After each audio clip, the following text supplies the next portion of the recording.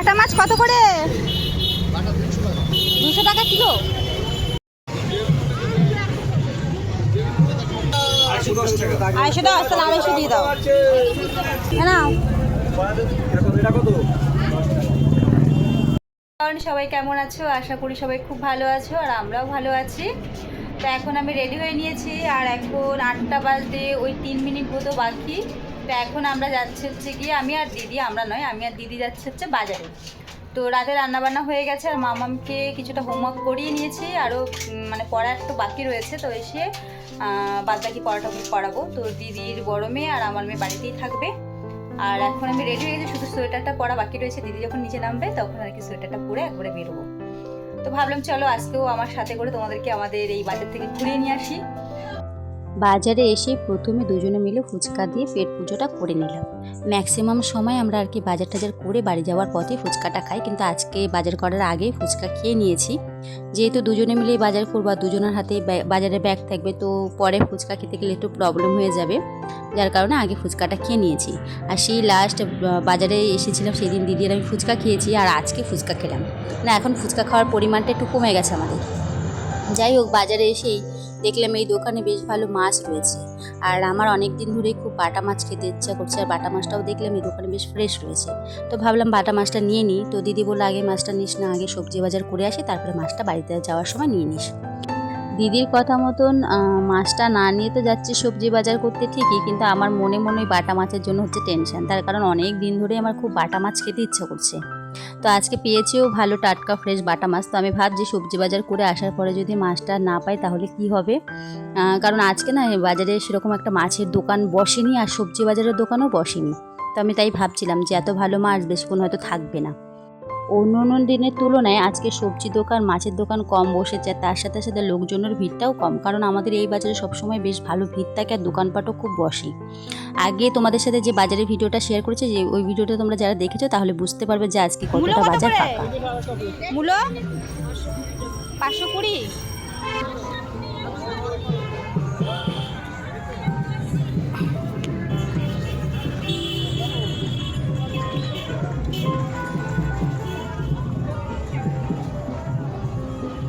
দেখো না দুটো কত হয়।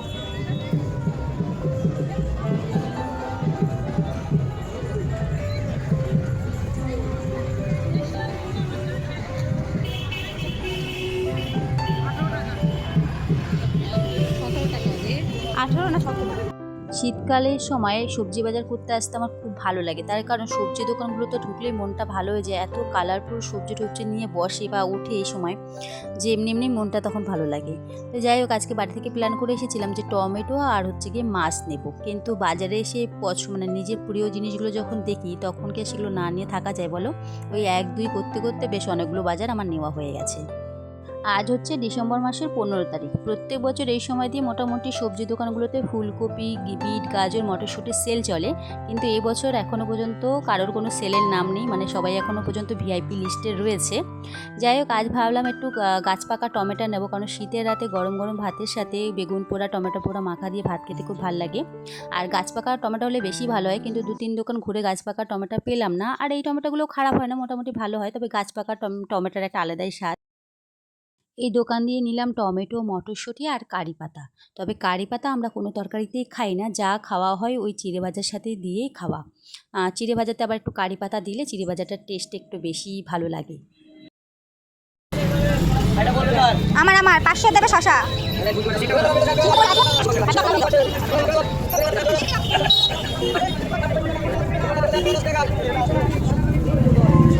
নাও।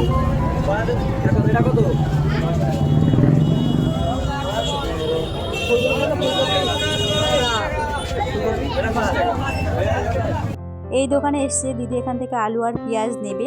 তো দিদি ওদিকে হচ্ছে কি আলুটা বাছছিল, আর এদিকে ওকে আমি আবার পেঁয়াজটা বেছে দিলাম, না হলে একা একা করতে গেলে অনেকটা লেট হয়ে যাবে বলে পেঁয়াজটা আমি আর কি বেছে দিলাম ওকে, যাতে তাড়াতাড়ি করে কাজটা হয়ে যায়।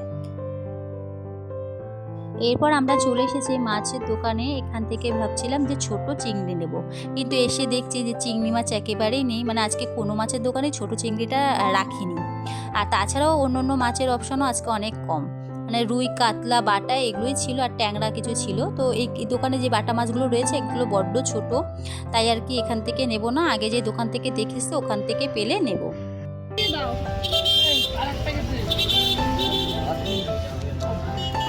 কত করে?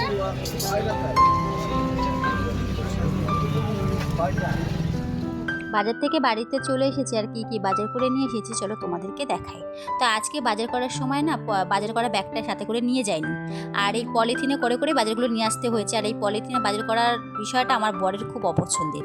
ওর কথা হচ্ছে বাজারে তুমি যাচ্ছ, একটা বাজার করো, দুটো করো, একটা ব্যাগ সাথে করে নিয়ে যাবে। কিন্তু আমি তো ভাবি যে একটা বাজারের জন্য আবার ব্যাগ নিয়ে যাব, কিন্তু আজকে হয়েছে কি এক এক করে অনেক কিছু বাজার করা হয়ে গেছে, আর আনতেও খুব কষ্ট হয়েছে পলিথিনে করে। যাই হোক, আজকে নিয়ে এসেছিলাম রসুন, আর সাথে রয়েছে এই শীতের প্রথম আমার প্রিয় শীষ পালং। পালং শাক তো শীতে খাওয়া হয়েছে, কিন্তু শীষ পালংটা শীতেই প্রথম নিয়ে আসা হয়েছে। আর তার সাথে নিয়ে এসেছি কারি পাতা। আগে কারি পাতা একেবারেই আমাদের বাড়িতে খাওয়া হতো না, যেহেতু এখন চিড়ে ভাজাটা প্রায় দিনই হয়, তাই কারি পাতাটা লাগে। তার সাথে নিয়ে এসেছি মটরশুঁটি, আর শীষ পালং দেখবে বেগুন, গাজর, মটরশুঁটি এই সমস্ত দিয়ে করলে বেশ খেতে ভালো লাগে। তার সাথে রয়েছে হচ্ছে গিয়ে টমেটো। টমেটো একদমই অল্প নিয়েছি, 500 মতো টমেটো নিয়ে এসেছিলাম, বললাম না যে খুব ভালো টমেটো পেলাম না, তো এই টমেটোটাই নিয়ে এসেছি। পালং শাক রান্না করার জন্য একটু শিমও নিয়ে এসেছি, এখানে রয়েছে শিম আর শসা, আর তার সাথে নিয়ে এসেছি সাদা মূলো। লাল মূলোটা যেহেতু বেশি ঝাঁজ হয়, তাই আমি সাদা মূলোটাই সবসময় নিয়ে আসি। আর স্যালাডটাও আমাদের খুব খাওয়া হয় মূলোর স্যালাডটা, তাই সাদা মূলোটাই স্যালাডের জন্য বেশি ভালো হয়। এই হচ্ছে আমার সবজি বাজার। আর ওই যে দোকানে বাটা মাছ দেখে গেছিলাম ওখান থেকেই বাটা মাছ নিয়ে এসে একেবারে কেটেই নিয়ে এসেছি, মাছটা বেশ ফ্রেশও ছিল। এ হচ্ছে মাছ। তো চলো আজকের ব্লগের গল্পটা এখানে এন্ড করছি, আবার নতুন ব্লগে নতুন গল্প হবে। ততক্ষণ সবাই ভালো থেকে সুস্থ থেকো, টাটা।